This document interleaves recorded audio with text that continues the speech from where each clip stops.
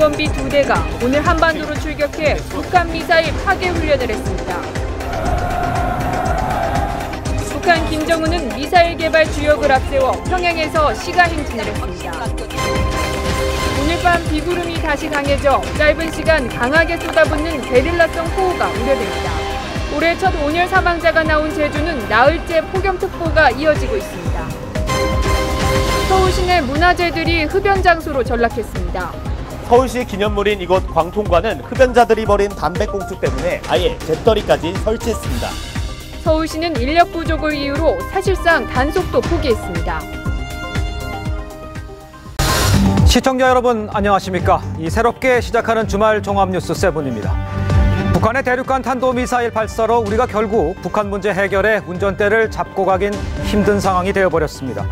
여기에 북한 문제 해결에 중국에 이어서 러시아까지 북한 편을 드는 모양새입니다. 국제사회 대북 공조가 더욱 아주 복잡하게 꼬이고 있는 양상입니다. 자, 이런 가운데 오늘 한미 양국군은 이 북한의 탄도미사일 시설을 정밀 폭격하는 실사격 훈련을 실시했습니다. 일명 죽음의 백조로 불리는 미국의 B-1B 이 폭격기 2대가 폭격 훈련과 휴전선 근접 비행을 했습니다.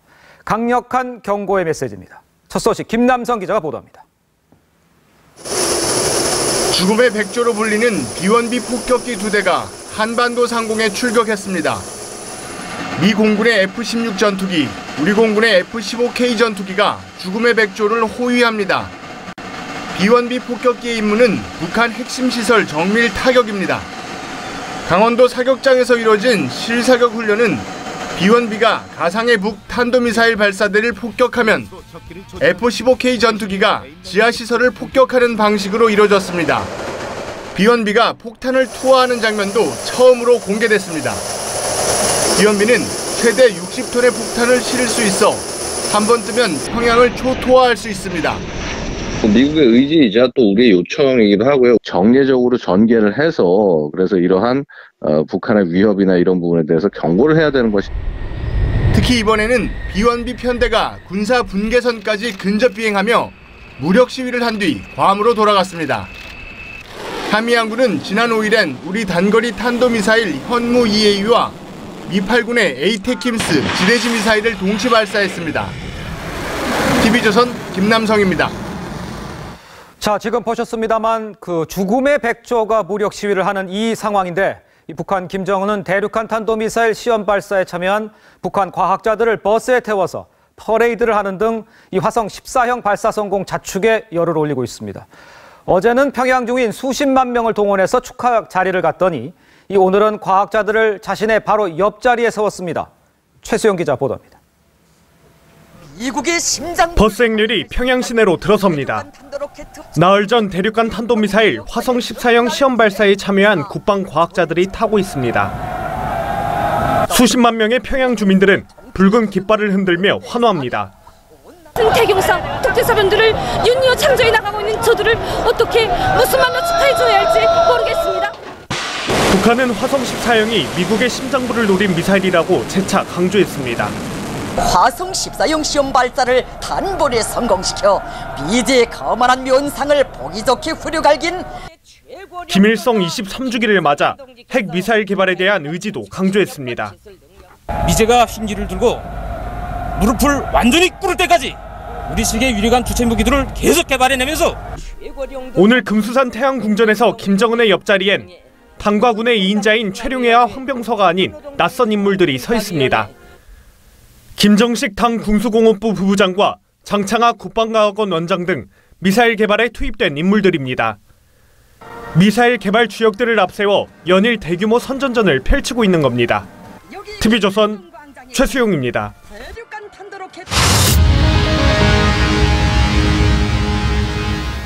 자, 북한의 무기가 계속 우리가 예상하는 속도보다 아주 빠르게 고도화하고 있습니다. 이 정말 우려스러운 일인데 이번에는요, 북한이 스커드 미사일에 광학 유도 장치를 달아서 이 정확도를 크게 높이고 있는 것으로 나타났습니다. 핵 개발과 함께 대남 미사일 공격 능력을 아주 다각적으로 강화하고 있는 겁니다. 안형영 기자의 단독 보도입니다. 지난 5월 29일 북한이 원산에서 쏘아 올린 스커드 개량형 미사일입니다. 북한은 이 미사일이 450km 날아가 목표물을 정확하게 타격했다고 주장했습니다. 탄도로켓은 정동 사거리를 비행하여 예정 목표점을 7m의 편차로 정확히 명중했습니다. 북한 미사일을 요격하는 방공유도탄 사령부를 지휘했던 이현수 전 소장은 북한이 스커드 개량형의 광학 유도 장치를 장착했다고 밝혔습니다. 미사일에 GPS를 장착했을 것이라는 기존 분석보다 한 발 더 나간 겁니다. 광학 유도는 미리 입력된 목표물 이미지를 광학 장치가 포착해서 타격하는 방식입니다. 한도 궤적을 봤을 때 어느 정도 장착을 하지 않았냐 이렇게 보는 거죠. 거의 쏘고 떨어지는 목표하는 데가 거의 비슷하니까. 실제로 구소련은 광학 유도 장치를 장착한 스커드 개량형을 개발한 적이 있습니다. 최근에는 북한이 300mm 방사포에도 광학 장치를 장착했다는 북한 내부 문건이 공개됐습니다. 북한이 다양한 유도 장치를 탄도미사일과 방사포에 장착해 대남 타격 능력을 크게 향상시키고 있습니다. TV조선 안형량입니다. 한국과 미국이 러시아와 잇따라 정상회담을 갖고 북한 도발 저지를 위한 적극적 역할을 주문을 했습니다. 그런데 긍정적 답을 얻지 못했습니다. 한미일 간 공조는 재확인했지만 이 중국과 러시아의 협력을 끌어내는 데는 실패했다. 이런 평가가 나옵니다. 독일 함부르크에서 신정훈 기자입니다. 문재인 대통령은 한러 정상회담을 갖고 북한 비핵화를 위한 러시아의 적극적인 역할을 주문했습니다. 북한의 핵과 미사일 도발은 이 남북 간의 평화뿐만 아니라 동북아 전체의 평화와 안정에 대한 아주 중대한 위협이 되고 있습니다. 국제사회가 좀 더 강도 높은 제재와 압박으로 푸틴 러시아 대통령은 북한을 협상 테이블로 복귀시키는 노력은 지지한다면서도 북핵 문제는 신중하게 행동할 필요가 있다고 했습니다. 중국에 이어 북핵 제재 강화에 부정적 입장을 보인 겁니다. 트럼프 대통령도 푸틴 대통령과 정상회담에서 북핵 문제를 논의했지만 이견을 좁히지 못했습니다. I would say the Russians see it a little differently than we do. So we're going to continue those discussions and ask them to do more.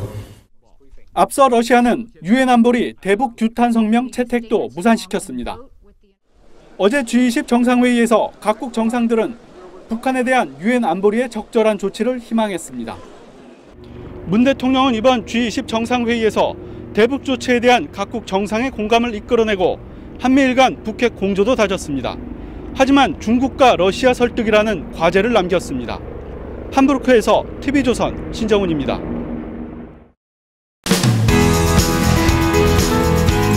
이어서 TV조선 종합뉴스 7이 방송됩니다.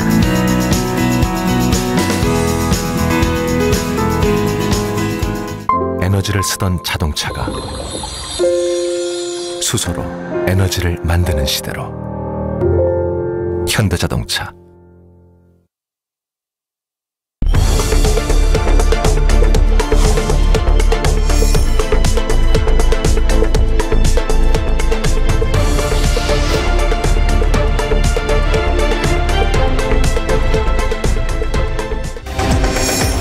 죽음의 백조로 불리는 미군 폭격기 B-1B 2대가 오늘 한반도로 출격해 북한 미사일 파괴 훈련을 했습니다.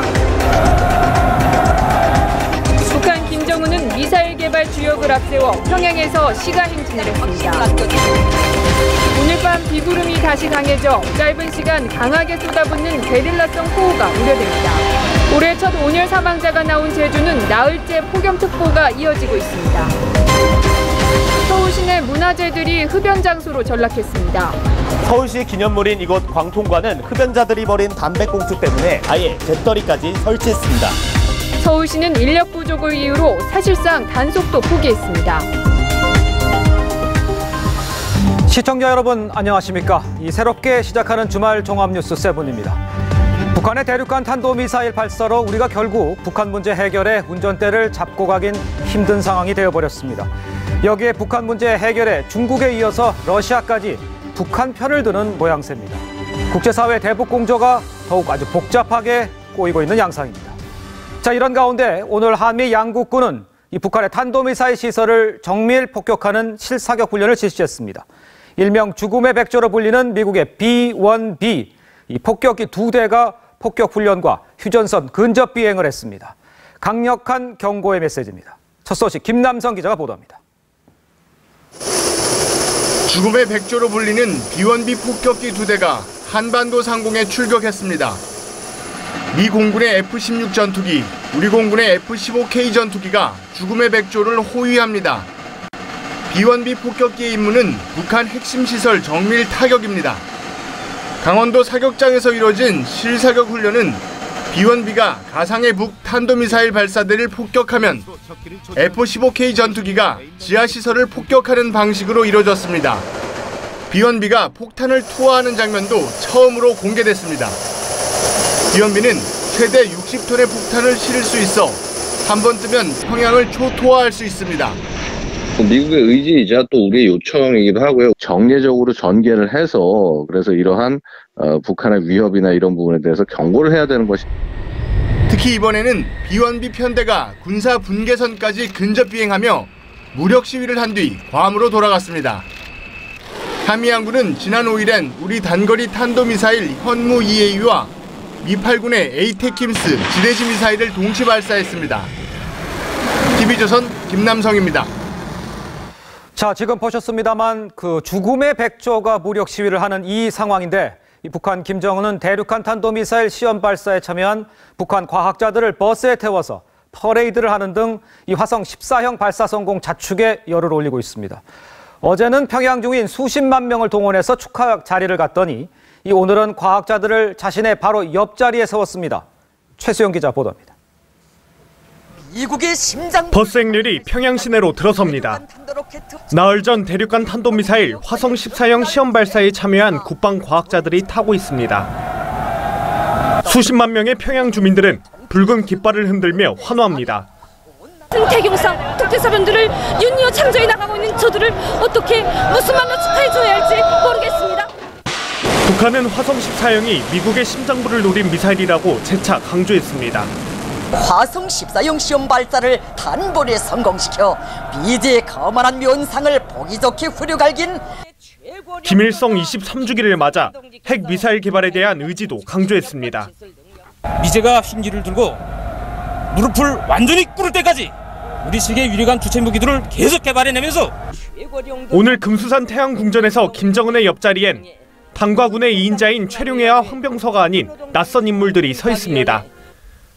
김정식 당 군수공업부 부부장과 장창학 국방과학원 원장 등 미사일 개발에 투입된 인물들입니다.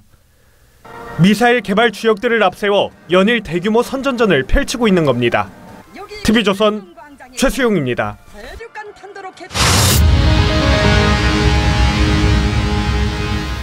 자, 북한의 무기가 계속 우리가 예상하는 속도보다 아주 빠르게 고도화하고 있습니다. 이 정말 우려스러운 일인데 이번에는요, 북한이 스커드 미사일에 광학 유도 장치를 달아서 이 정확도를 크게 높이고 있는 것으로 나타났습니다. 핵 개발과 함께 대남 미사일 공격 능력을 아주 다각적으로 강화하고 있는 겁니다. 안형영 기자의 단독 보도입니다.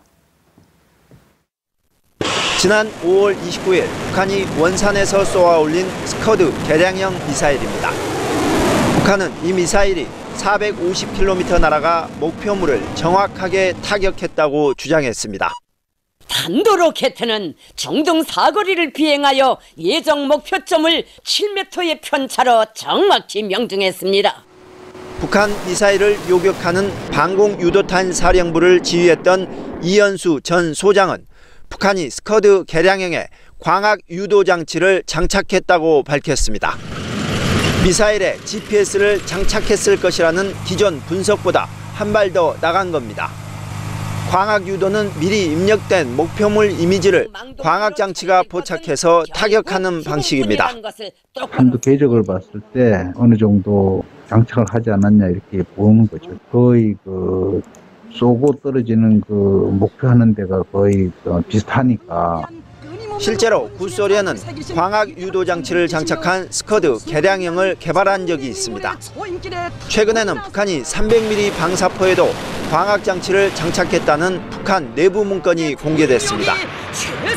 북한이 다양한 유도 장치를 탄도미사일과 방사포에 장착해 대남 타격 능력을 크게 향상시키고 있습니다. TV조선 안형래입니다. 한국과 미국이 러시아와 잇따라 정상회담을 갖고 북한 도발 저지를 위한 적극적 역할을 주문을 했습니다. 그런데 긍정적 답을 얻지 못했습니다. 한미일 간 공조는 재확인했지만 이 중국과 러시아의 협력을 끌어내는 데는 실패했다. 이런 평가가 나옵니다. 독일 함부르크에서 신정훈 기자입니다. 문재인 대통령은 한러 정상회담을 갖고 북한 비핵화를 위한 러시아의 적극적인 역할을 주문했습니다. 북한의 핵과 미사일 도발은 이 남북 간의 평화뿐만 아니라 동북아 전체의 평화와 안정에 대한 아주 중대한 위협이 되고 있습니다. 국제사회가 좀 더 강도 높은 제재와 압박으로 푸틴 러시아 대통령은 북한을 협상 테이블로 복귀시키는 노력은 지지한다면서도 북핵 문제는 신중하게 행동할 필요가 있다고 했습니다. 중국에 이어 북핵 제재 강화에 부정적 입장을 보인 겁니다. 트럼프 대통령도 푸틴 대통령과 정상회담에서 북핵 문제를 논의했지만 이견을 좁히지 못했습니다. I would say the Russians see it a little differently than we do. So we're going to continue those discussions and ask them to do more. 앞서 러시아는 유엔 안보리 대북 규탄 성명 채택도 무산시켰습니다. 어제 G20 정상회의에서 각국 정상들은 북한에 대한 유엔 안보리의 적절한 조치를 희망했습니다. 한중 정상은 한반도 비핵화라는 공동 목표에는 뜻을 같이 했지만 사드 배치에는 입장차를 보여 향후 이견 조율에 과제를 안게 됐습니다. 베를린에서 TV조선 신정훈입니다. 네, 어제 한미일 정상들이 대북 추가 제재를 명시한 첫 공동 성명을 발표를 했습니다. 그런데 이 성명은 정상회동이 끝난 지 무려 19시간이 지나서야 나왔습니다. 지난번 한미 정상회담 때도 7시간이나 늦게 공동 성명 나온 거 아마 기억을 하실 겁니다. 이번에도 백악관 내부 결재가 늦어져서라고 합니다. 홍혜영 기자입니다. 한미일은 문재인 대통령과 도널드 트럼프 미국 대통령, 아베 신조 일본 총리의 만찬 회동 이후 사상 첫 3국 공동성명을 발표했습니다. 북한에 대한 추가 제재를 결의하고 중국과 러시아를 향해 강한 제재 동참을 촉구하는 내용입니다. 3국 정상은 또한 북한과 국경을 접한 국가들이 북한에게 현재의 위협적이고 도발적인 길을 포기하고 즉각 비핵화 조치를 취할 것과 만찬 회동이 끝난 건 현지 시각으로 그제 밤 9시지만 공동성명은 19시간 뒤에야 발표됐습니다. 공동성명을 제안했던 미국 측의 결재가 늦어졌기 때문인 것으로 전해졌습니다. 함부르크에 와 있는 트럼프 대통령은 일찌감치 재가했지만 백악관 내부 절차가 지체된 겁니다. 앞서 지난달 30일 한미 정상회담 때도 7시간이 지나서야 한미 공동성명이 발표돼 논란이 됐습니다. 당시에는 한미 간 문안 조율과 백악관 내부 결재 모두가 원인이었습니다. TV조선 홍혜영입니다. G20 행사장에서 트럼프 미국 대통령이 멀찍이 서 있던 문재인 대통령에게 손을 뻗어 악수하는 장면이 연출됐습니다. 시진핑 중국 국가주석 앞에서 한미 동맹과 친밀감을 보여주려는 제스처라는 해석이 나옵니다. 문 대통령이 정상 기념사진 촬영 때 오른쪽 맨 끝에 자리한 것도 눈길을 끕니다. 이유경 기자의 보도입니다. 미국 트럼프 대통령이 멜라니아 여사 옆에 있던 문재인 대통령에게 팔을 뻗어 손을 덥석 잡습니다. 2번 흔들고는 맞잡은 두 손을 토닥입니다. 주요 20개국 정상회의 환영 행사 뒤 각국 정상내외가 오페라 공연을 감상하기 위해 자리를 잡던 중이었는데 트럼프 대통령의 갑작스런 악수에 문 대통령뿐 아니라 주변에 있던 정상들도 웃음을 터뜨립니다. 때마침 들어온 중국 시진핑 국가주석도 이 장면을 봤는데 시 주석 앞에서 한미동맹을 강조하고 친밀감을 표시하기 위한 제스처라는 분석이 나옵니다. 문 대통령은 G20 정상 단체 사진 촬영 때 첫째 줄 오른쪽 끝자리에 섰습니다. 관례상 맨 앞줄은 대통령, 두 번째 줄은 총리, 그 뒤엔 초청국과 국제기구 수장들이 섭니다. 그런데 재임 기간이 긴 순서대로 자리를 정하다 보니 가장 마지막 자리에 서게 된 겁니다. 반면 영부인 기념사진에선 김정숙 여사가 맨 가운데 섰습니다. TV조선 이유경입니다. G20 정상회의가 열린 독일 함부르크는 폭력 시위가 이틀째 이어지면서 아수라장이 됐습니다. 경찰 200여 명이 부상을 당했고 트럼프 대통령의 부인 멜라니아 여사가 숙소에서 나오지 못하는 해프닝도 벌어졌습니다. 시위 배경은 무엇일까요? 고서정 기자의 보도입니다. 시위대가 도로 한가운데 불을 지릅니다. 경찰이 물대포를 쏘고 시위대는 화염병과 돌을 던지며 맞섭니다. G20 정상회의가 열린 독일 함부르크의 풍경입니다. 회의에 참여한 국가나 정상들이 전쟁과 난민 사태 등의 책임이 있다면서 반대하는 시위가 이틀째 격렬하게 이어진 겁니다. Wir sind von der Umweltgewerkschaft und wir wissen, dass die Verursacher dieser ganzen Misere, die wir momentan weltweit haben, Flüchtlinge, Kriege, alles, die sitzen da beim G20 und labern rum. 시위로 200여 명의 경찰들이 부상을 당했고 일부 시위대가 차량에 불까지 지르면서 소방대원들까지 나섰습니다. Ja, am frühen Morgen ist hier in Hamburg-Altona sind hier offenbar mehrere Kleingruppen Personen durch die Straßen gezogen und haben mit Brandsätzen mehrere Pkw entzündet. Die Feuerwehr ist mit 2 Löschzügen allein hier in der Max-Brauer-Allee. 메르켈 총리는 폭력 시위를 결코 용납할 수 없다고 밝혔습니다.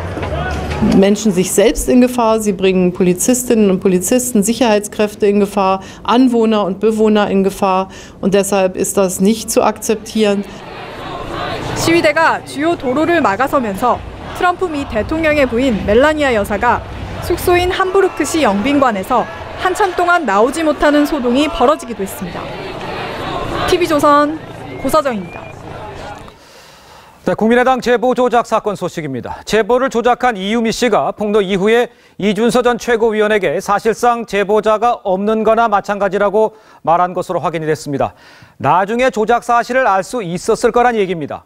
이 전 최고위원은 사후 인지를 부인했습니다. 검찰은 이 전 최고위원에 대한 사전 구속영장을 청구한다는 방침입니다. 김보건 기자의 단독 보도입니다.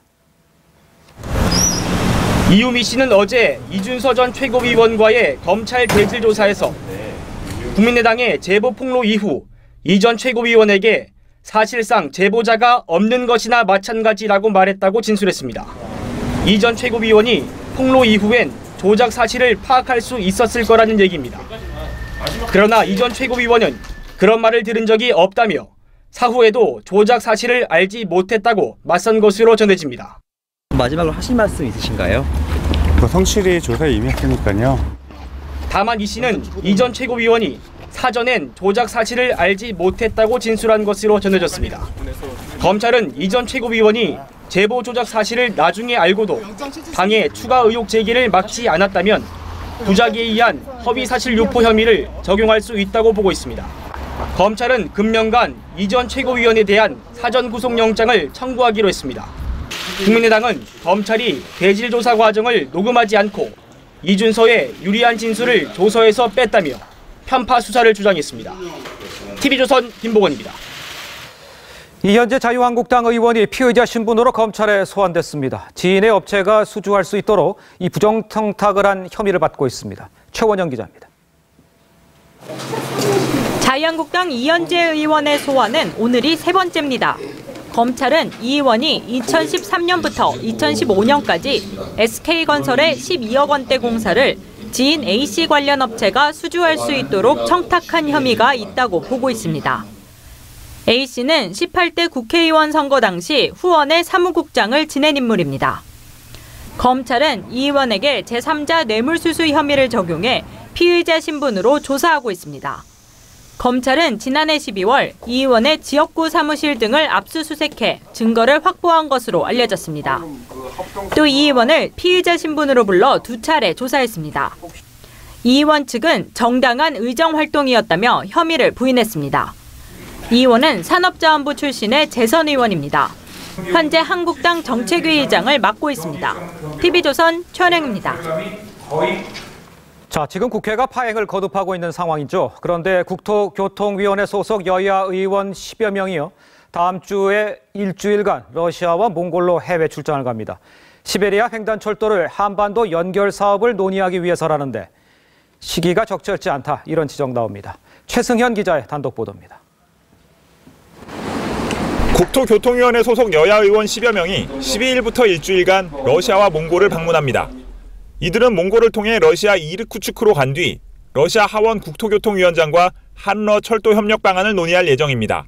남북한을 잇고 대륙으로 진출하는 한반도 및 대륙철도 연결 사업을 국회 차원에서 추진하기 위해서 방문하게 됐습니다. 문재인 대통령은 그제 베를린에서 한반도 철도 연결을 제안했습니다. 부산과 목포에서 출발한 열차가 평양과 북경으로 러시아와 유럽으로 달릴 것입니다. 그러나 일각에서는 국회의 추경안과 정부조직법 등 현안이 쌓여 있는 상황에서 일주일간 집단 해외 출장을 가느냐는 지적이 나옵니다. 북한이 잇따라 미사일 도발을 하고 러시아가 유엔 안보리의 대북 규탄 성명을 무산시킨 상황에서 철도 연결 논의부터 하는 것에 부정적인 시선도 있습니다. 조정식 국토위 위원장은 이번 출장에 앞서 여야가 협력해 서둘러 핵심 법안 심의를 마쳤다고 했습니다. TV조선 최승현입니다. 대표적 친박계 국회의원 출신인 김학송 한국도로공사 사장이 어제 돌연 사의를 표명했습니다. 문재인 정부 출범 이후에 임기가 남은 공공기관장이 이 사표를 낸 건 처음입니다. 친박계 공공기관장의 대대적인 물갈이가 시작될지 주목이 됩니다. 정수양 기자입니다. 김학송 한국도로공사 사장이 임기를 6개월 앞두고 사의를 표명했습니다. 김 사장은 TV조선과의 통화에서 임기를 채울 의미가 없어졌다며 새 정부의 일을 하려면 비키는 게 맞다고 했습니다. 삼선 의원 출신인 김 사장은 박근혜 전 대통령의 대선 후보 시절 유세 지원 본부장을 맡았던 친박계 중진입니다. 2013년 12월 도로공사 사장에 취임한 김 사장은 작년 말 3년 임기 후 1년 연임됐습니다. 문재인 대통령 취임 이후 여권에선 친박계 공공기관장에 대한 간접적 사퇴 압박을 해왔습니다. 김호기 이사장이 성과연봉제 합의를 추진하는 과정에서 밀실에서 합의를 추진하였고 김 사장의 사의 표명이 친박계 공공기관장에 대한 대대적 물갈이로 이어질지 주목됩니다. 정치권에선 이승훈 한국가스공사 사장, 홍순만 한국철도공사 사장, 정창수 한국관광공사 사장, 함승희 강원랜드 사장 등이 대상으로 거론됩니다. TV조선 정수양입니다. 박성재 서울고검장이 사의를 밝히면서 문무일 검찰총장 후보자 지명 이후에 이 검찰 고위직들의 줄사표가 가시화되고 있습니다. 이 검찰 특유의 기수 문화 때문입니다. 최우정 기자가 보도합니다. 박성재 서울고검장은 검찰 내부 통신망에 자랑스러웠던 검사의직을 그만두고자 한다는 글을 올렸습니다. 개혁 대상으로 몰린 검찰을 후배들에게 넘겨주는 못난 선배가 되고 말았다는 회한도 남겼습니다. 사법연수원 17기로 문무일 검찰총장 후보자보다 1년 선배입니다. 동기인 김희관 법무연수원장도 법무부에 사의를 표명한 것으로 알려졌습니다. 검찰엔 새 총장의 선배나 동기는 조직을 떠나는 관행이 있습니다. 문 후보자의 동기인 검사장급 이상 간부 5명도 줄사표를 낼 가능성이 높습니다. 윤석열 서울중앙지검장, 윤대진 서울중앙지검 1차장 임명 등 새 정부의 검찰 인사가 기수 파괴 현상을 보이고 있어 간부들의 추가 퇴진 가능성도 있습니다. 검찰의 아주 막강한 권력을 제대로 엄정하게 사용해 왔는가에 대해서는 국민적 의문이 있다라고 보고 있습니다. 이른바 우병우 라인으로 지목된 일부 검사가 좌천되거나 물러날 경우엔 진통도 예상됩니다.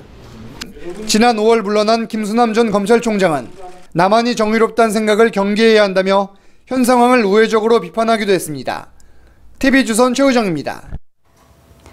경기 북부에 집중호우가 쏟아지면서 임진강의 수위를 조절하는 경기도 연천 군남댐도 수문을 열어 물 방류를 시작했습니다. 호우특보는 대부분 해제됐지만 장맛비는 내일까지 산발적으로 더 올 것으로 보입니다. 현장 취재기자 연결합니다. 자, 박수영 기자, 지금 비는 그쳤습니까?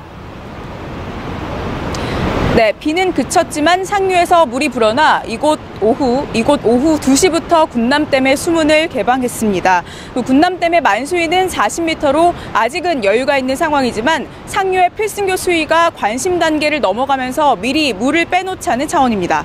현재는 초당 1,400톤의 물을 방류하고 있습니다. 군남댐의 수위는 현재 30m 정도로 유지하고 있습니다. 방류가 시작되면서 하천 주변 야영객들에 대한 대피령도 내려졌습니다. 기상청에 따르면 어제 오후부터 오늘 오후 4시까지 연천군에는 140.5mm의 비가 내렸고 한때 시간당 40mm에 달하는 폭우가 쏟아붓기도 했습니다. 경기 포천에는 가장 많은 221.5mm의 비가 내렸습니다. 낮부터 비가 잦아들면서 호우특보는 현재 해제됐습니다. 전국적으로는 오늘부터 내일까지 중부지방과 전라도 등에 20에서 60mm, 강원 영동과 경상도, 제주도 등에는 10에서 40mm의 비가 더 내릴 것으로 보입니다. 전라도와 남해안을 중심으로 돌풍과 천둥 번개를 동반한 시간당 30mm 이상의 강한 비가 오는 곳도 있겠고 충남 등 일부 지역에는 80mm가 넘는 비가 내리는 곳도 있겠습니다. 지금까지 연천 군남댐에서 TV조선 박소영입니다. 밤사이 강원도와 충청 등 일부 중부 지역에 게릴라성 폭우가 쏟아졌습니다. 시간당 50mm가 넘는 물폭탄이 쏟아지면서 각종 피해가 잇따랐습니다. 이승훈 기자입니다. 콘크리트 뚝이 거센 물살에 쓸려나갔습니다. 전신주도 옆으로 넘어졌습니다. 오늘 오전 8시 40분쯤 양구 동면 팔랑리 마을다리 공사 현장에서 제방이 유실됐습니다. 시간당 50mm가 넘는 폭우가 쏟아지면서 이처럼 하천 옆 제방이 무너졌습니다. 15m 길이의 임시도로도 유실됐습니다. 위까지 차 올랐을 때 무너진 거야. 그러다가 한 4m, 3-4m니까 4m가 왼쪽이 무너지고 그다음에 오른쪽이 위험하니까 뜯어낸 거예요. 양구 197.5mm를 비롯해 포천 221mm, 충남 부여 79mm 등 어젯밤부터 중부 지역에 많은 장맛비가 쏟아졌습니다. 충남 부여 서동영 꽃축제장은 한때 출입이 통제됐습니다. 농장 비닐하우스도 20만 제곱미터가 침수됐습니다. 행사장에 물이 좀 많이 고였고요. 혹시나 위험할까봐 출입을 잠시 통제를 시킨 적도 있습니다. 충북 진천군 농다리에서는 야영을 왔던 33살 조모 씨 등 2명이 물에 빠졌다 구조됐습니다. 32명이 캠핑을 왔어요. 농다리를 건너오려고 했는데 갑자기 물이 불어나는 바람에 2명이 실족을 했어요. 기상청은 내일까지 충청과 호남에 최고 120mm가 더 내리겠다고 예보했습니다. TV조선 이승훈입니다. 일본 규슈 지역엔 나흘째 기록적인 폭우가 이어지면서 피해가 속출하고 있습니다. 사망자가 15명에 이르고 연락이 닿지 않는 사람도 수십 명에 달하는 등 인명피해도 클 전망입니다. 송지옥 기자입니다. 폭격을 받은 듯 주택들이 부서져 있습니다. 차는 아예 거꾸로 뒤집혔습니다. 폭우에 떠밀려온 돌덩이들에 도로와 논밭은 초토화됐습니다.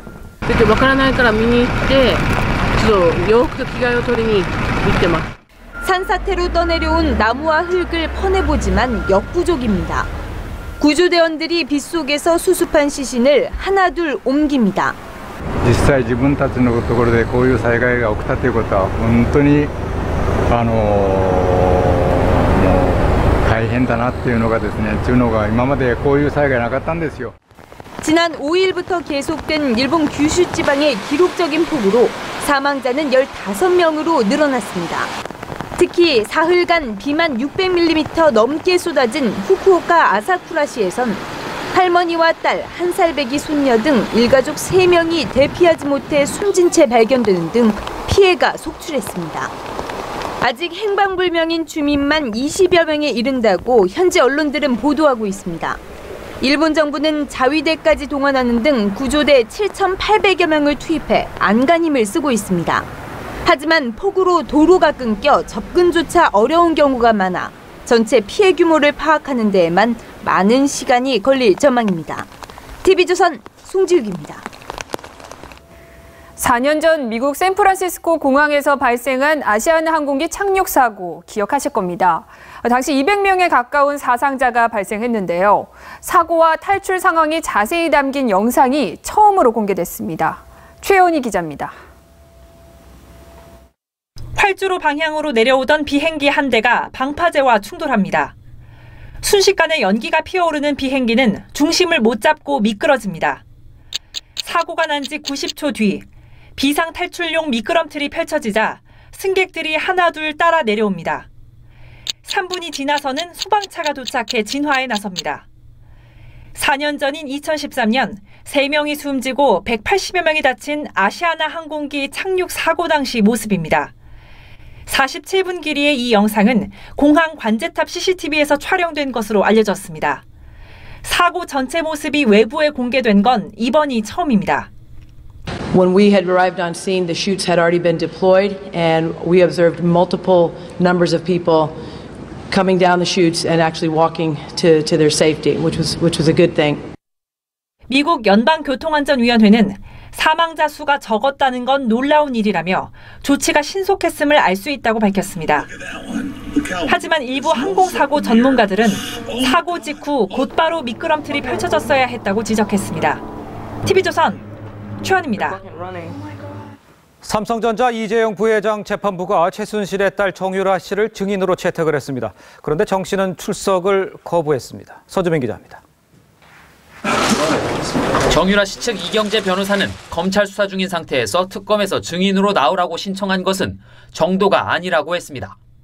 그러면서 가지 않는 것이 자신을 방어하는 최선의 길이라며 출석을 거부했습니다. 삼성전자 이재용 부회장 재판부는 앞서 오는 12일 열리는 재판에 정 씨를 증인으로 채택했습니다. 당초 예정된 최순실 씨 증인 신문을 미루고 정 씨를 먼저 신문하겠다는 특검의 요청을 받아들인 결과입니다. 정 씨는 삼성이 처음 제공한 명마, 비타나 V 등 3마리를 다른 말 3마리로 바꾼 이른바 말세탁에 가담한 혐의 등으로 검찰의 수사를 받고 있습니다. 정 씨는 재판에서의 증인이 자신의 혐의와 직결될 수 있어 재판 출석을 거부한 것으로 보입니다. 정유라 씨 구속영장을 2번 청구했다 모두 기각당한 검찰은 3번째 청구 여부를 고민 중입니다. 이재용 부회장 재판부는 박근혜 전 대통령도 증인으로 채택했지만 박 전 대통령이 재판 준비 등을 이유로 불출석했습니다. TV조선 서주민입니다. 네, 박근혜 전 대통령의 재판에서 방청객들이 법정 내에서 소란을 피우다가 쫓겨나는 일이 잇따르고 있습니다. 그런데 대체로요, 재판정에서 소란을 피우면 감치를 시킵니다. 그런데 대부분 퇴정만 시키고 있습니다. 이유가 과연 뭘까요? 김도형 기자입니다. 지난 3일 박근혜 전 대통령 재판에서 한 40대 여성 방청객이 갑자기 발언권을 요청했습니다. 재판부는 방청석에선 말할 권한이 없다고 제지했습니다. 하지만 이 여성은 내가 박 전 대통령의 딸이라고 거듭 소리치다 결국 퇴정당했습니다. 지난달 20일에는 한 중년 남성이 박 전 대통령에게 크게 경례를 했다가 역시 퇴정 지시를 받았습니다. 하지만 아랑곳하지 않고 대한민국 만세를 외치다가 방호원에 끌려 나갔습니다. 지금까지 박 전 대통령 재판에서 퇴정을 당한 방청객만 5명입니다. 휴정 시간에는 기사를 똑바로 쓰라며 취재진을 위협하거나 증인들에게 소리치기도 합니다. 불러주세요, 취재장님. 진짜 회장님, 진짜 불러주세요. 재판부는 소란으로 심리를 방해하면 최대 20일 이내까지 경찰서 유치장이나 구치소에 가두는 감치 처분을 내릴 수 있습니다. 이럴 경우 24시간 이내에 재판을 열어 처분을 확정해야 합니다. 하지만 일주일에 4차례 재판을 여는 상황에서 감치 재판까지 할 수 없어 재판부는 퇴정 조치만 반복하고 있습니다. TV조선 김도영입니다. 네, 지난달 29일부터 시작이 됐습니다. 열흘 동안 이어진 이 사회적 총파업 오늘 마무리됐습니다. 비정규직 철폐와 최저임금 인상을 요구하는 파업이었지만 정치적 구호까지 나오면서 논란이 되기도 했습니다. 차선우 기자입니다. 광장에 모인 집회 참가자들이 비정규직 철폐 구호를 외칩니다. 비정규직 철폐! 지금 당장! 오늘 오후 5시쯤 민주노총조합원 3천여 명은 광화문 광장에서 7.8 민중대회를 열고 열흘 동안 이어졌던 사회적 총파업을 마무리했습니다. 이번 집회는 지자체와 용역업체 등에서 근무하는 비정규직 노동자들이 주로 참여해 근로조건 개선을 주장했습니다. 최저임금 1만 원을 왜 하지 못하는 건지 이것은 의지의 문제이지 다른 핑계 쓸 수 없습니다. 파업 기간 동안 정치적 구호로 논란을 부르기도 했습니다. 우리 한국 민중들은 불구덩이에 들어가는 것을 사드 배치를 결사적으로 반대하고 있는 것입니다. 통합진보당 이석기 의원을 비롯한 양심수들을 가족의 품으로 돌려보내겠죠. 민노총의 핵심인 현대자동차를 비롯한 대기업 정규직 노조 대부분은 이번 총파업에 참여하지 않았습니다. TV조선 차순우입니다. 개에게 사람이 물리는 사고가 또 발생했습니다. 경북 안동에서 혼자 살던 70대 할머니가 기르던 개에게 물려 숨졌습니다. 제주 우도에선 일가족이 탄 고무보트가 전복됐습니다. 주말 사건 사고 정민진 기자입니다. 어제 저녁 9시 15분쯤 경북 안동시 한 주택에서 78살 이모 할머니가 피를 흘리며 숨진 채 발견됐습니다. 할머니 목에는 개에 물린 상처가 남아 있었습니다. 할머니가 기르던 풍선개는 목줄이 풀린 채 마당에서 발견됐습니다. 개 입주위에 혈흔이 있고 할머니 목에도 개 물린 자국이 있지만 입주위에는 혈흔을 왜 감시고 안부전화 봉사를 하는 생활관리사 57살 A씨는 어제 하루 종일 할머니가 전화를 받지 않자 경찰에 신고했습니다. 경찰은 피 묻은 개의 송곳니를 집 인근 골목에서 발견했습니다. 경찰은 할머니가 골목에서 개에 물린 뒤 집으로 돌아와 숨진 것으로 보고 있습니다. 일가족 3명이 바다에 빠져 있습니다. 여자분! 이거 앞에 거 좀... 가세요 이거! 저 뒤로 갈게요 여자분. 오늘 오전 11시 20분쯤 제주시 우도면에서 48살 박모 씨와 10대 자녀 2명이 타던 고무보트가 전복됐다가 모두 구조됐습니다.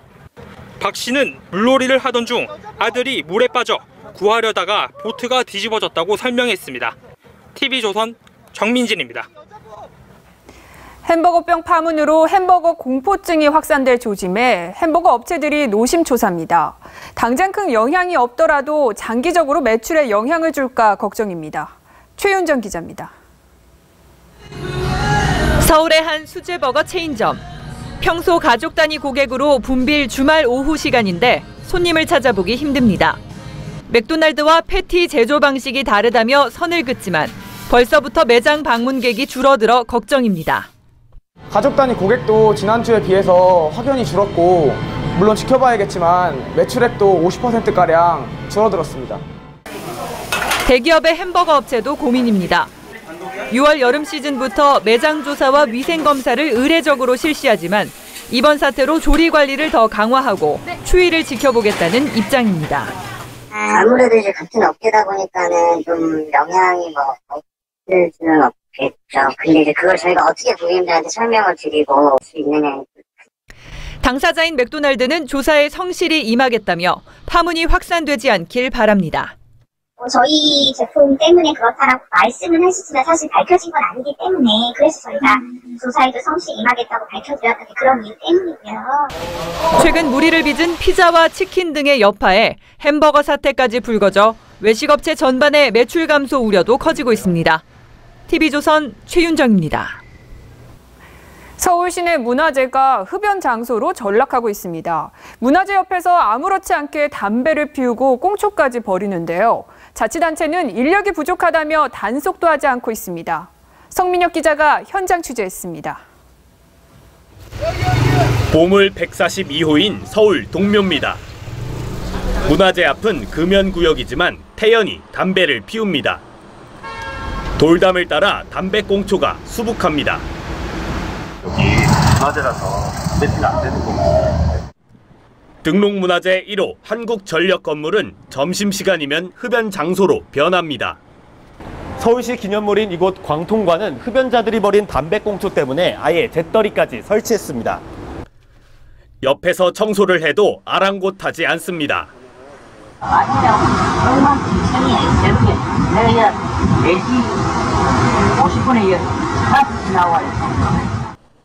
서울시 기념물인 옛 제일은행 본관 앞엔 불법 흡연 부스까지 만들었습니다. 여기 안은 딱지 안 된다는 거죠?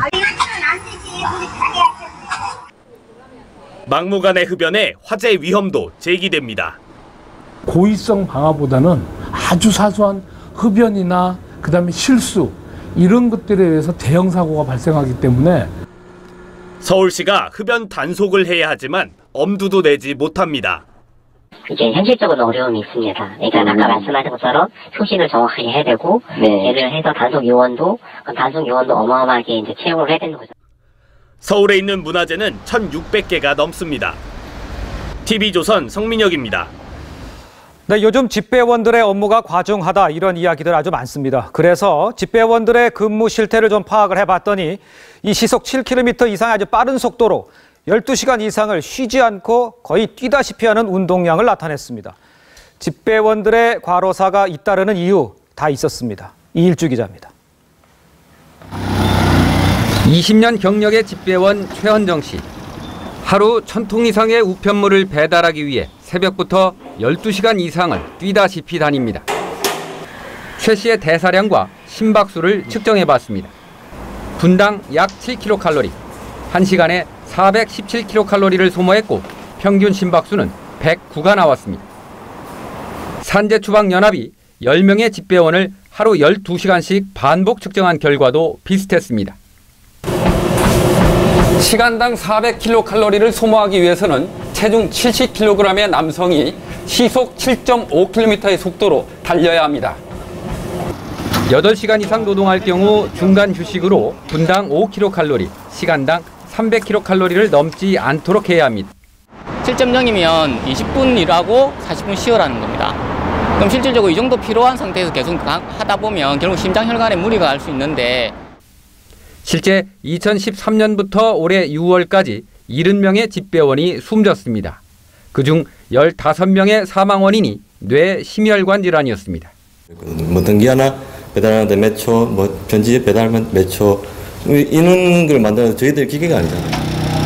4천여 명이 충원돼야 장시간 노동이 해결된다는 게 노조의 주장이지만 우정사업본부는 100여 명만 채용할 계획입니다. TV조선 이일주입니다. 자, 요즘 우리 젊은이들은요, 취업을 하기 어렵다 보니까 이 결혼과 출산은 꿈도 못 꾸는 경우가 많습니다. 또 어렵게 취업에 성공을 해도 이 짝을 찾기가 쉽지 않다고도 합니다. 홍현주 기자가요, 한 단체 미팅에 참여를 해서 이 젊은이들의 고민을 직접 들어봤습니다. 직업은 어떻게 되세요? 저 기자하고 있습니다. 그리고 연봉은 어느 정도 되세요? 연봉 한 10번의 문답 끝에 제 점수가 결정됩니다. 점수를 받아들고 청춘 남녀 50명이 참여하는 열차 단체 미팅에 참여했습니다. 집중해주세요, 선생님. 4번에서 5명을 체크할 진행을 해요. 정말 오랜만에 원피스도 입고 굽 높은 샌들도 신었습니다. 저 같은 연애 초보도 이곳에서 짝을 만날 수 있을지 열차에 타서 확인해 보겠습니다. 6시간 동안 6명의 새로운 이성을 만납니다. 서른 세상.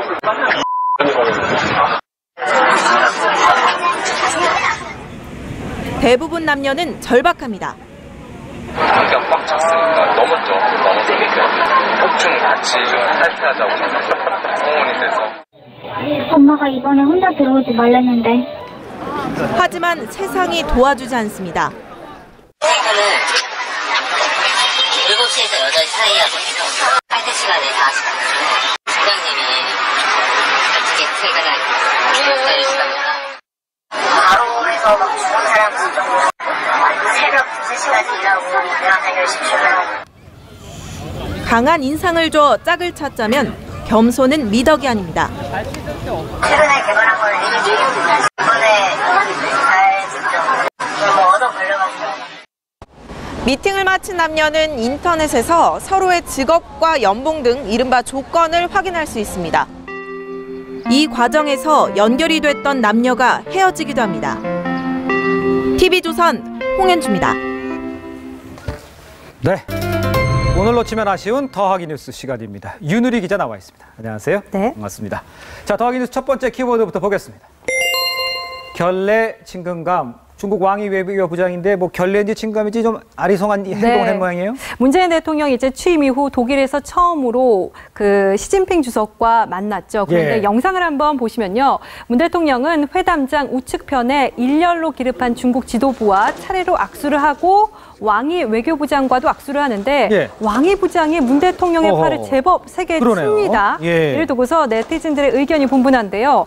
민감하게 받아들이지 말아야 한다. 그냥 친근감으로 받아들여야 한다. 또 왕이 외교부장이 추후에 문제될 행동을 함부로 하지 않을 것이기에 문제 삼을 것이 없다는 의견도 있는 반면에 예. 이 왕이 부장이 예의 범절을 모르는 것인가 라면서 이해찬 대통령 특사를 푸대접할 때부터 중국 측의 태도를 예측할 수 있었다. 이런 말까지 또 나오고 있습니다. 그렇군요. 그런데 이 앞서 바른정당 하태경 의원이 중국의 권력 서열을 좀 밝힌 바 있는데 1위는 시진핑 주석, 2위는 리커창이고요.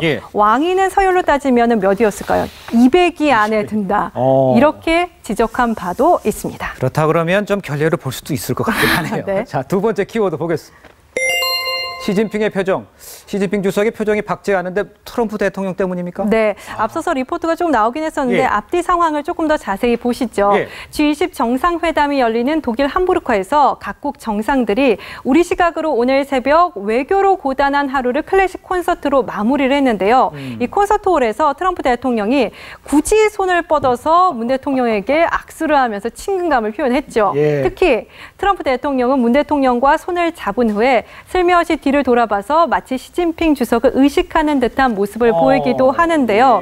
이 시진핑 주석 사실 이 클래식 음악을 좀 감상하면서 외교의 신경전 조금 내려놓고 싶었을 텐데 트럼프에게 한 방 먹은 듯한 그런 떨떠름한 표정을 짓고 있습니다. 예. 네, 이후 콘서트홀에서는 함부르크 필하모니 관현악단의 연주가 시작이 됐는데요. 한번 들어보시죠.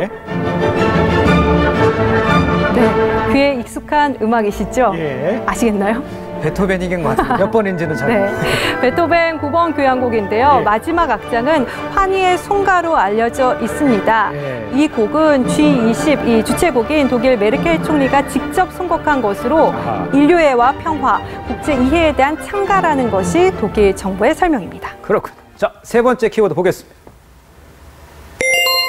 피어싱의 반전, 어린 아기의 모습인데 어떤 내용입니까? 네, 생후 6개월 된 아이의 모습인데요. 굉장히 해맑게 웃고 있죠. 그런데 오른쪽 볼을 보시면은 피어싱을 하고 있습니다. 미국의 한 엄마는 이 사진과 함께 내가 낳은 딸이니까 얘는 내 소유라면서 아이가 18살이 될 때까지 내가 모든 걸 정하겠다라면서 SNS를 통해 의견을 드러냈는데요. 사실 이 피어싱이라는 게 보기에는 예쁜지는 모르겠습니다만은 상당히 아픈 과정을 거쳐야 하죠. 이 때문에 네티즌들은 부모의 위협으로부터 아기를 빨리 보호시설로 옮겨야 한다는 주장을 쏟아냈는데요. 반전이 있었습니다. 이 엄마는 남자아이들을 대상으로 하는 할례, 즉 포경수술에 반대하기 위해서 SNS에 이 같은 사진과 글을 올린 것이었습니다. 그러니까 이 엄마는 당신들이 나에게 피어싱은 나쁘다고 비난하면서 아이의 의사와 상관없이 하는 포경수술은 옳다고 말할 수 있는가? 이 말을 하고 싶었던 겁니다. 그야말로 반전이 있네요. 네, 알겠습니다. 지금까지 사회부 윤유리 기자였습니다. 수고했습니다. 지난 미국 순방과 이번 독일 순방에서 김정숙 여사가 입은 누비 옷이 연일 화제가 되고 있습니다. 이 옷을 만든 전통 누빔장인 김혜자 선생을 정은혜 기자가 직접 만났습니다. 경북 경주 깊은 산골에 위치한 아담한 기와집. 전통 누비 기법을 40년째 이어온 김혜자 씨의 공방입니다. 1mm 간격으로 한 땀 한 땀 꿰매고 누비는 작업이 계속됩니다. 그리고 집중하지 않으면 똑바로 안 나가요. 김정숙 여사가 최근 방미 때 즉석에서 깜짝 선물에 화제가 된 연분홍 누비옷. 이번 독일 순방 때 영부인들과의 선상 투어에서 입은 하늘색 누비옷. 모두 김 씨가 밤을 새워가며 만든 작품입니다. 7년 전 전시회 때 문재인 대통령 부부를 만난 게 인연이었습니다. 미국에 가서 입고 싶은데 여름에 입을 수 있는 옷을 만들어주면 안 되겠느냐고. 색깔을 몇 개를 코디를 해가지고 이렇게 보냈어요. 어떤 옷? 여사님께서 어떤 원단을 선택하신 건가요? 네, 이 원단입니다. 이것이 겉감이고 이게 안감입니다. 근데 안감 쪽으로 입으셨더라고요. 아버지가 갑자기 세상을 떠나면서 생계를 위해 중학교 때부터 바늘을 잡은 김 씨. 스님들이 기워 입는 승복에서 기술을 터득한 김 씨는 1996년 중요 무형문화재가 됐습니다. 끝없는 하나의 그 단순 작업이고 또 인욕할 수밖에 없는 행위이기 때문에 여러 혼란한 정신 세계가 혼란한 지금 시대에 가장 필요한 문화라고 생각합니다. 김 씨는 누비가 세계 최고 패션이 될 수 있다고 자부합니다. 대중화가 되면은 밍크 안 입지요. 세상에서 가장 편한 옷을 만들어 보고 싶어요. 사람들이 입어서 가장 편안하고 가장 부드럽고 자연스러운 거. TV조선 정은혜입니다. 장사에 날씨가 7할을 차지한다는 말이 있을 정도로 장마철은 유통업계의 대표적 비수기인데요. 손님을 잡기 위해 비 오는 날 선물을 주고 할인 행사를 하는 등 장마철 마케팅이 한창입니다. 이채림 기자입니다. 서울의 한 카페. 우산을 접으며 들어온 손님이 음료를 주문합니다. 그랬더니 비가 온 날엔 특별한 선물이 있다고 알려줍니다. 비 오는 날 행사 중이라서 그 어플 보여주시면 저희가 오렌지 증정 해드리고 있거든요. 유통가에선 장마철을 겨냥해 선물을 주거나 가격을 깎아주는 등 행사가 이어집니다. 예상치 못했지만 좀 기분 좋은 서프라이즈가 될 수 있어서 좋은 것 같아요. 다른 카페는 비 오는 날 쿠폰을 제시하면 커피 한 잔을 더 주기도 합니다. 비가 오면 매장을 찾는 손님이 줄어드니 선물로 발길을 끌고 있습니다. 장마철에는 이렇게 우비나 우산처럼 필요한 물건이 많아지는데요. 유통업계에서는 이를 이용해 장마철 마케팅이 한창입니다. 대형마트에서도 장마철 용품을 대상으로 할인 행사가 한창입니다. 이달 초 폭우가 내리면서 장화와 제습제 매출은 평소에 2~3배 늘었고 제습기 구매도 평소보다 6배 가까이 늘었습니다. 습해서 제습기 같은 거 좀 준비하고 있고요. 오랜만에 내리는 비여서 애기들이 좀 뛰어놀 수 있게 우비나 그런 장화 같은 거 준비하려고 왔습니다. 예년보다 뒤늦게 찾아온 장마. 유통업계에선 날씨 마케팅으로 불황을 극복해보려는 노력이 한창입니다. TV조선 이채림입니다. 요즘 같은 장마철엔 장대 같은 비가 쏟아지다가도 해가 나오면 금방 흡톱지근해지죠. 이 야구는 날씨에 영향을 많이 받는 종목인데요. 장마철 날씨와 야구, 이다솜 기자가 알아봤습니다. 최고 기온이 30도까지 올라갔던 인천 문학경기장. 타구는 담장을 쭉쭉 넘어갑니다. 양팀 합쳐 35점. 투수들에겐 악몽 같은 경기였습니다. 물론 타자들의 뜨거운 타격감 탓이지만 날씨도 큰 몫을 담당했습니다. 높은 기온이 타자에게 유리하기 때문입니다. 기온이 5도 올라갈 경우 타구의 비거리는 약 1.2m 늘어난다는 계산. 공기 밀도가 낮아져 타구가 공기의 저항을 덜 받게 됩니다. 큼지막한 외야 플라이가 홈런으로 연결될 수도 있다는 말입니다. 기온이 30도 이상일 때의 타율이 4도 이하일 때에 비해 2푼 이상 높았다는 메이저리그의 통계도 있습니다. 그렇다고 여름철 날씨가 타자들에게만 유리한 건 아닙니다. 당장이라도 비가 쏟아질 듯한 높은 습도의 날씨는 오히려 투수의 편입니다. 실험에 의하면 습도가 다른 환경에서의 타구 비거리는 최대 60cm까지 차이 났습니다. 공이 무겁게 되고 그래서 비거리가 좀 제한적으로 더 멀리 안 날아가는 그런 현상들이 있기 때문에 보통 60cm 정도 타면 보통 야구에서는 1~2점 정도의 어떤 차이를. 물론 습도가 높다 못해 비가 쏟아지게 되면 투수도 정상적인 플레이가 어렵기 때문에 상황은 또 변하게 됩니다. TV조선 이다솜입니다. 네, 호우의 고비는 넘겼습니다. 지금은 비의 세력이 약해진 곳이 많지만 내일까지 남해안을 중심으로 국지성 호우가 쏟아질 수 있겠습니다. 충남과 호남으로 80mm 이상의 많은 비가 더 예보돼 있어 주의를 하셔야겠고 그 밖의 지역으로는 20에서 60mm가량의 비가 내리겠습니다.